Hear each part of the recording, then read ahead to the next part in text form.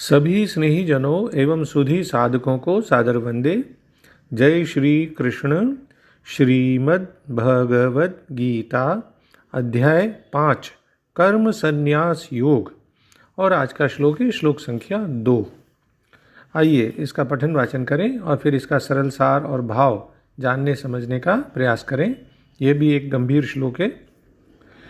श्री भगवानुवाच संन्यासः कर्मयोगश्च निःश्रेयसकरावुभौ तयोस्तु कर्मसन्न्यासात् कर्मयोगो विशिष्यते। इस 5वें अध्याय के पहले श्लोक में अर्जुन ने भगवान से एक जिज्ञासा प्रकट की थी, एक प्रश्न किया था कि हे कृष्ण, आप कर्मों के संन्यास की और फिर कर्मयोग की प्रशंसा करते हैं, इसलिए इन दोनों में से जो एक मेरे लिए भली भांति निश्चित हो, कल्याणकारक साधन हो, उसको कहिए। तो अब इस श्लोक में भगवान कहते हैं, श्री भगवान बोले, कर्म संन्यास और कर्मयोग ये दोनों ही परम कल्याण के करने वाले हैं, परंतु उन दोनों में भी कर्म संन्यास से कर्मयोग श्रेष्ठ है।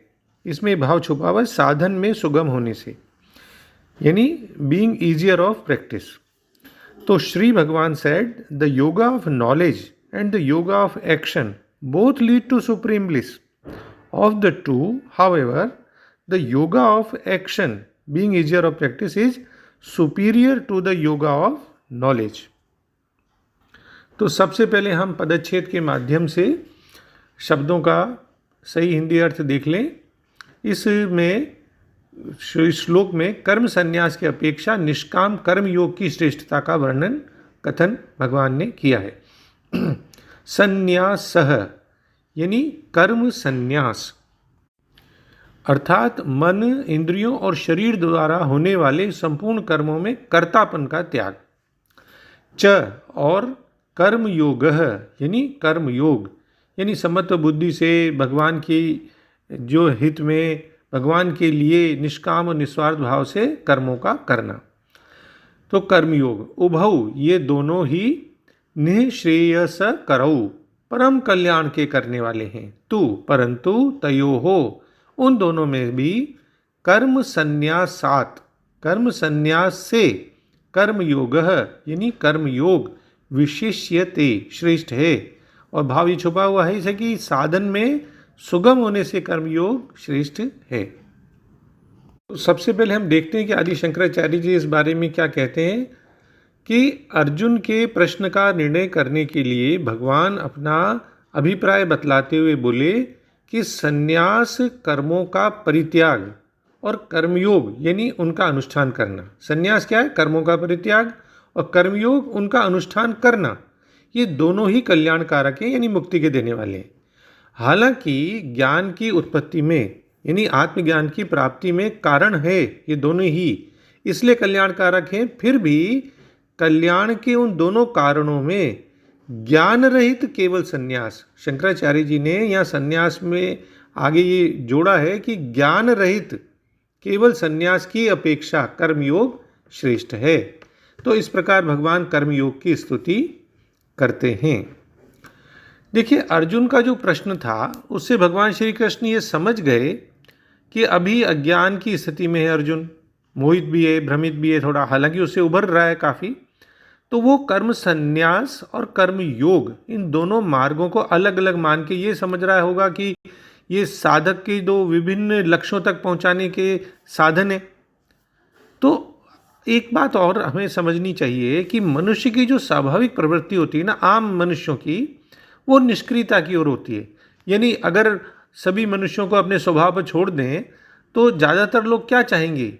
यही चाहेंगे ना कि जीवन में हम कम से कम परिश्रम करें, कम से कम काम करें और अधिक से अधिक आराम मिल जाए, साथ ही भोजन मिल जाए, कपड़ा आवास मिल जाए। तो ये है एक तरह की नॉन प्रोडक्टिव इनएक्टिवनेस, यानी अनुत्पादक अकर्मण्यता। तो सबसे पहले इंसान उससे उभरे और एक क्रियाशील बने, कर्मशील बने, ये विकास की प्रथम अवस्था है। भले ही वो अपने स्वार्थ के लिए काम करे, पर करने तो लगे। यानी स्वार्थ से प्रेरित कर्म उसकी मानसिक और बौद्धिक शिथिलता को तो दूर करे, फिर दूर करके उसे क्रियाशील बनाए। उसके बाद मनुष्य क्रियाशील रहे, कर्मशील रहे और फिर स्वार्थ का त्याग करे। इस प्रकार का उपदेश बाद में दिया जाना चाहिए। और फिर कुछ काल तक निष्काम भाव से, निस्वार्थ भाव से ईश्वर की पूजा समझकर संसार की सेवा करे। और जगत की सेवा करने से फिर उसे जो आनंद प्राप्त हो वही उसके लिए बहुत उत्साह का कारण बन जाए, प्रेरणा का कारण बन जाए, एक मोटिवेशनल सोर्स बन जाए। इसी भावना को तो कर्मयोग कहते हैं, या फिर इसी को काम को कहा गया है यज्ञ की भावना। अध्यायों में कर्मयोग के बारे में काफ़ी कुछ भगवान ने बता ही दिया है। अब इस अध्याय में अहंकार, स्वार्थ, इनके परित्याग द्वारा कर्मों के संन्यास का निरूपण किया गया है। हमें ये समझना चाहिए कि अर्जुन ने यह प्रश्न क्यों किया और भगवान ने किन परिस्थितियों में ये बात कही। अभी युद्ध की विशेष परिस्थिति है, दोनों सेनाओं के बीच में खड़े हैं और एंड टाइम पे उन्होंने हथियार डाल दिए, अपना धनुष बाण छोड़ दिया, बैठ गए निराश होकर के। तो ऐसी स्थिति में उसके लिए युद्ध करना ज़रा जरूरी है। ज्ञान की बात आ जाएगी, लेकिन वो कर्म में लगे, इसी बात को ध्यान में रखकर अर्जुन के लिए संन्यास की अपेक्षा कर्म करने का उपदेश ही उपयुक्त है कि नहीं। तो यानी दोनों श्रेयस्कर हैं, फिर भी विशेष परिस्थितियों को देखते हुए संन्यास की अपेक्षा कर्मयोग को श्रेष्ठ भी कहा गया है। और भी कई कारण हैं जिनको वो जो है समझाते हैं आगे आने वाले श्लोकों में। संक्षेप में हम यहाँ भी उसका भी विवेचन करने वाले हैं। तो बहुत सारे लोग बाग अर्जुन वाले इसी रोग से पीड़ित होते हैं कि वो कर्म छोड़ दें, आराम से बैठे रहे। तो इसलिए ये उपदेश सभी के लिए है कि कर्म करिए, और कर्मयोग कर्म संन्यास से श्रेष्ठ है। तो संन्यास यानी संन्यास पद का अर्थ यहाँ सांख्य योगी है, यानी कर्मों का स्वरूप से त्याग करना नहीं है। दोनों की अगर तुलना भी हम करते हैं संक्षेप में यहाँ पर, तो भगवान ने वैसे भी देहाभिमानियों के लिए यह साधन कौन सा, संन्यास वाला सांख्य योग, थोड़ा क्लेश युक्त बताया है 12वें अध्याय का 5वां श्लोक। और इसी अध्याय के 6ठे श्लोक में भी भगवान कहते हैं कि कर्मयोग का साधन किए बिना संन्यास का साधन होना कठिन है। तो कर्म योगश्च, तो जैसा कि ये कहा गया है कि राग मिटाने के लिए कर्म करना वैसे भी आवश्यक है। 6ठे अध्याय के 3रे श्लोक में हम देखेंगे कि कर्म किस भाव और उद्देश्य से कैसे किए जाएं कि राग सर्वथा मिट जाए। तो कर्तव्य कर्म करें, उसके करने की कला को ही तो कर्मयोग कहते हैं। जो भी कर्तव्य कर्म सामने आ जाए उसी के निष्काम भाव से दूसरों के हित के लिए करना है। और संबंध विच्छेद करने के लिए कर्म के बंधन में आप नहीं पड़े, उसके लिए आवश्यक है कर्म अपने लिए, अपने स्वार्थ के लिए नहीं किए जाएं। जो बात भगवान कह रहे हैं कि दोनों ही कल्याण करने वाले हैं, वही बात 13वें अध्याय के 24वें श्लोक में भी कही है। भगवान ने सांख्य योग और कर्मयोग दोनों से परमात्म तत्व का अनुभव होने की बात कही है। ये दोनों परमात्मा प्राप्ति के स्वतंत्र साधन हैं। 3रे अध्याय के 3रे श्लोक में भी देख सकते हैं। अगले श्लोक में 3रे श्लोक में तो भगवान ने कह भी दिया है कि कर्म योगी नित्य सन्यासी समझने योग्य है, क्योंकि वह सुखपूर्वक संसार बंधन से मुक्त हो जाता है। और जैसा कि अभी बताया 6ठे श्लोक में भगवान ने कहा कि कर्मयोग के बिना सांख्य योग का साधन होना कठिन है, और कर्मयोगी वो शीघ्र ही ब्रह्म को प्राप्त कर लेता है।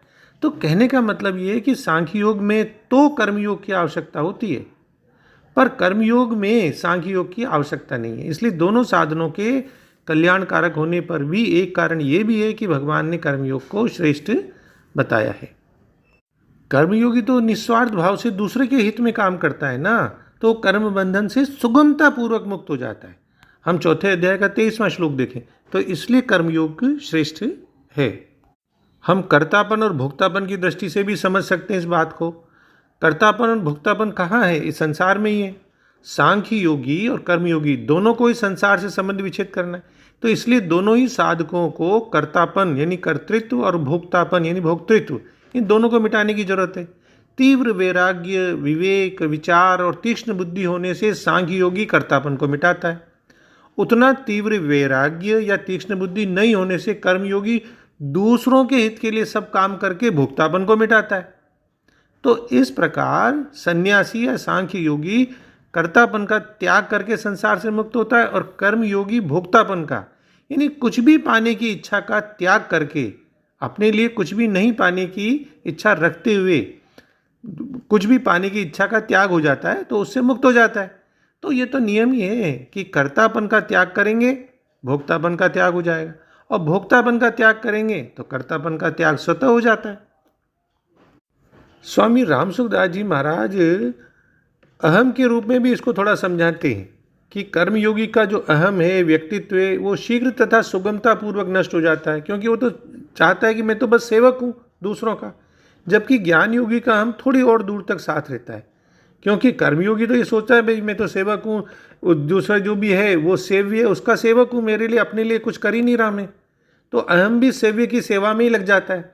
लेकिन कर्म जो सन्यासी है, सांख्य योगी, वो ये सोचता है मैं मुमुक्षु हूँ, मोक्ष प्राप्ति का इच्छुक हूँ मैं। तो कहीं ना कहीं वो मैं वाला भाव उसका बना रहता है। तो थोड़ी बहुत दूर तक तो अहम साथ रहता ही है उसका। पर कर्मयोगी तो दूसरों के हित के लिए सब कर्म करता है, जबकि ज्ञान योगी अपने हित के लिए साधन करता है। ये भी समझने की बात है। तो ज्ञान योगी केवल अपने लिए उपयोगी है, पर कर्मयोगी संसार के लिए उपयोगी हो जाता है। इसलिए अगर हम सरल शब्दों में देखें तो भगवान ने कहा कि कर्म संन्यास और कर्म योग दोनों मार्ग परम लक्ष्य की ओर ले जाते हैं, लेकिन कर्म योग कर्म संन्यास से श्रेष्ठ है। तो इस श्लोक में भगवान श्री कृष्ण ने कर्म के संन्यास की कर्मयोग की तुलना की है। बहुत गंभीर श्लोक है, इसको बहुत ध्यानपूर्वक समझने की जरूरत है। कर्मयोगी तो कौन हुआ? जैसा कि अभी अपन ने देखा कि वह है जो अपने आध्यात्मिक और सामाजिक दोनों कर्तव्यों का पालन करता है। अब देखिए, सामाजिक दायित्वों का निर्वहन किससे होता है? शरीर द्वारा, जबकि मन भगवान में अनुरक्त रहता है। और ये बात कृपालु जी महाराज ने बहुत अच्छे ढंग से कही है। सोचू मन यह कर्म मम सब लखत हरि गुरु प्यारे, यानी प्यारे तुम्हारे सभी कर्मों को भगवान और गुरु देखते हैं, और यही कर्मयोग की साधना है। इसके द्वारा क्या होता है? हम धीरे धीरे स्वयं को एक शारीरिक चेतना से ऊपर उठाते हैं और आत्मिक चेतना में स्थित हो जाते हैं। दूसरी ओर कर्म संन्यास उन लोगों के उत्थान के लिए जो पहले से ही दैहिक स्तर से परे हो चुके हैं। पूर्णतः भगवान में अनुरक्त होने के कारण कर्म सन्यासी अपने सामाजिक दायित्वों का परित्याग कर देते हैं और पूर्ण रूप से केवल आध्यात्मिक कर्तव्यों का पालन करने में तल्लीन रहते हैं। इस बात को वनवास जाते समय भगवान श्री राम ने जब लक्ष्मण को कहा कि तुम अपने सांसारिक कर्तव्यों का पालन करो, तो उस टाइम लक्ष्मण ने कर्म संन्यास की बहुत सुंदर मनोभावना व्यक्त करी है। मोरे सबई एक तुम स्वामी, दीन बंधु और अंतर्यामी। लक्ष्मण ने राम से कहा कि तुम मेरे स्वामी हो और सब कुछ हो। सब कुछ यानी पिता, माता, बंधु, भाई, मित्र, सब कुछ हो। मैं अपनी पूरी सामर्थ्य के साथ केवल आपके प्रति ही अपने कर्तव्यों का पालन करूंगा। इसलिए कृपया मुझे मेरे दैहिक कर्तव्यों के पालन के संबंध में कुछ नहीं कहिए। तो ये कर्म संन्यास है। वे जो कर्म संन्यास का अभ्यास करते हैं वे अपने दैहिक कर्तव्यों का निर्वहन करना आवश्यक नहीं समझते। वो पूरा समय आध्यात्मिक कार्य में समर्पित करते हैं, जबकि कर्मयोगी को अपना समय सांसारिक, लौकिक और आध्यात्मिक कर्तव्यों का पालन करने में डिवाइड करके रखना पड़ता है। दोनों काम करने पड़ते हैं उसको। तो इस श्लोक में भगवान श्री कृष्ण ने कर्म संन्यास की अपेक्षा कर्मयोग की प्रशंसा की है और अर्जुन को इसी श्रेष्ठ मार्ग का अनुसरण करने की सलाह देते हैं। क्योंकि कर्मयोगी क्या होता है? लौकिक और आध्यात्मिक दोनों प्रकार के कर्तव्यों का निर्वहन करते हैं। अब अगर उनका मन आध्यात्मिकता से थोड़ा हट भी गया है, कम भी हो गया है, तब भी उनके पास कम से कम अपना लौकिक कार्य करने का तो विकल्प है ना। इसलिए कर्मयोग का मार्ग जनसाधारण के लिए एक सरल मार्ग है, जबकि कर्म संन्यास का अनुसरण हमें किसी योग्य गुरु के मार्गदर्शन में बहुत गंभीरता से ही किया जाना चाहिए। इसी कारण कर्म संन्यास और कर्मयोग हालांकि दोनों ही परम आनंद की ओर ले जाते हैं, परंतु दोनों में से कर्मयोग कर्म संन्यास से श्रेष्ठ है। देखिए, ज्ञान से तो सभी कर्मों का त्याग होता है और कर्मयोग में निष्काम और आसक्ति रहित कर्म ये शामिल हैं। दोनों ही वैसे मोक्ष का फल देते हैं। इस बात को अभी समझें कि अर्जुन ने अभी तक आत्म अवस्था प्राप्त नहीं करी है। ठीक है, बहुत सारे लोगों की तरह ही है जो इस भौतिक जगत में है। तो यदि ज्ञान की परिपक्वता से रहित मनुष्य कर्म का त्याग कर देता है तो फिर वो इस लोक में परलोक में भटका हुआ जीव बन जाता है। इसलिए सामान्य मनुष्य को भी कर्म करना चाहिए। कर्तव्य के प्रति आपको ऐसी निस्वार्थ भक्ति रहेगी तो धीरे धीरे मन सारी सोई हुई प्रवृत्तियों से उसको शुद्ध कर देगा, उसका मन शुद्ध हो जाएगा और तब मनुष्य आत्म अवस्था में प्रवेश करने के योग्य हो जाएगा। और फिर वहाँ तो ना कोई करता है, ना कोई कर्म, और न ही करने के लिए कुछ बचता है। तो संक्षेप में हमने ये देखा कि सांख्य पद्धति में कर्मों के त्याग की आवश्यकता है और योग में, कर्म योग में सही भावना से कर्म करने पर आग्रह किया गया है। मूल में पहुंचकर दोनों एक हैं, परंतु कर्म योग का मार्ग हमारे सामने अधिक स्वाभाविक रूप में आता है और दोनों मार्ग एक दूसरे के विरोधी नहीं हैं। सांख्य में ज्ञान या अंतर्दृष्टि पर जोर दिया जाता है, तो योग में संकल्प लेकर प्रयत्न करने पर, कर्म करने पर बल दिया जाता है। तो अंत में डॉक्टर राधा कृष्णन जी के सरल शब्दों में भाव देखें तो श्री भगवान ने कहा कि कर्मों का संन्यास और उनका निस्वार्थ रूप से करना दोनों ही आत्मा की मुक्ति की ओर ले जाने वाले हैं, लेकिन इन दोनों में कर्मों को त्याग देने की अपेक्षा कर्मों का निस्वार्थ रूप से करना अधिक अच्छा है।